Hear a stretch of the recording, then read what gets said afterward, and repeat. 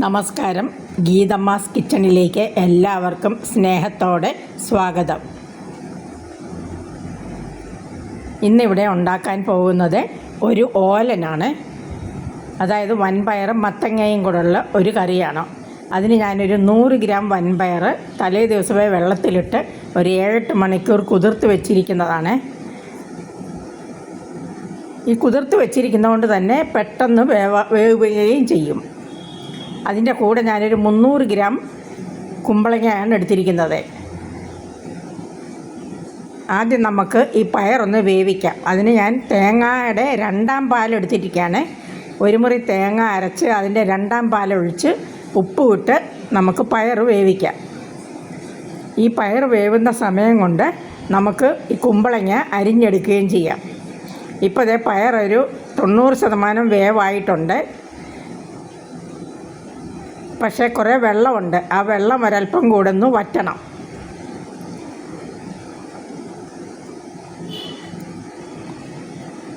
ഇനി എല്ലാവരും ഈ കണ്ടുകൊണ്ടിരിക്കുന്ന എല്ലാവരും എൻ്റെ ചാനലൊന്ന് സബ്സ്ക്രൈബ് ചെയ്യണേ. ഇനി കുമ്പളങ്ങ ഈ കനത്തിൽ അരിയണം. പിന്നെ ഒരല്പം പരന്ന ഷേപ്പിൽ, കനം കുറച്ച് പരന്ന ഷേപ്പിൽ അരിയുക. പിന്നെ ഒരു 3 പച്ചമുളകും കൂടെ ഉണ്ട്. അതും കൂടെ ഇതിൻ്റെ കൂടെ ഇട്ട് വേവിച്ചെടുക്കാം. പിന്നെ അതുകൂടാതെ എല്ലാവരും എൻ്റെ ചാനൽ സബ്സ്ക്രൈബ് ചെയ്യുക, ആ ബെല്ലൈക്കൺ അമർത്തുക, ഓൾ എന്ന ഓപ്ഷനും കൂടെ എനേബിൾ ചെയ്യുക. പിന്നെ എല്ലാവരും പറ്റുമെങ്കിൽ ലൈക്കും ഷെയറും കമൻറ്റും ഒക്കെ തരിക. ഇനി അടച്ച് വെച്ച് ഒന്നുകൂടെ വേവിക്കാം. കുമ്പളങ്ങ നല്ലവണ്ണം വേവണം, കുറച്ച് വെള്ളം വറ്റുകയും ചെയ്യണം. അതേ കുമ്പളങ്ങയൊക്കെ ഓൾമോസ്റ്റ് വേവായിട്ടുണ്ട്.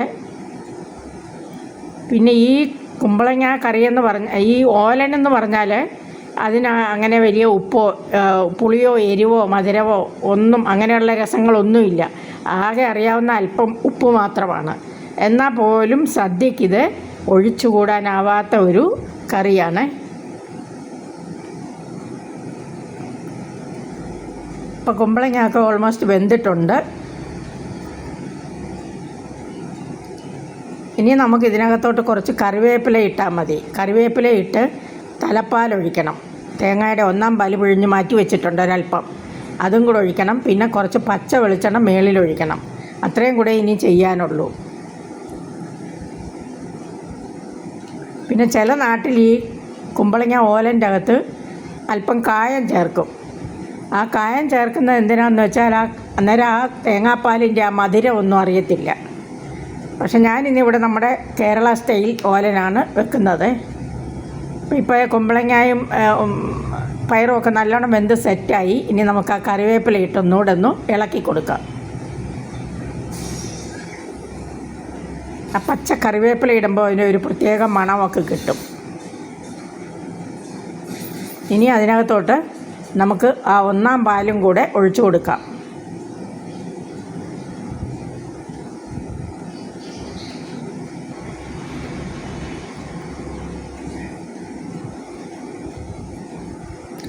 ഇനി നമുക്ക് 1ാം പാലൊന്ന് ഇളക്കി അങ്ങോട്ട് ഒഴിച്ചു കൊടുക്കാം. 1ാം പാൽ അധികമില്ല, ഒരു 1/4 ഗ്ലാസ്സേ ഉള്ളൂ 1ാം പാല്. അത്രയും മതി. കൂടുതലായാൽ അതിൽ വെള്ളം നീണ്ടു പോകും. ഇനി ഒരല്പം പച്ച വെളിച്ചെണ്ണ, ഒരു സ്പൂൺ പച്ച വെളിച്ചെണ്ണ മതി, ഒരുപാട് വേണ്ട. ഇനി ഇതൊന്ന് മൂടി വെച്ചാൽ മതി. അവിടെ ഇരുന്ന് അത് സെറ്റായിക്കോളും.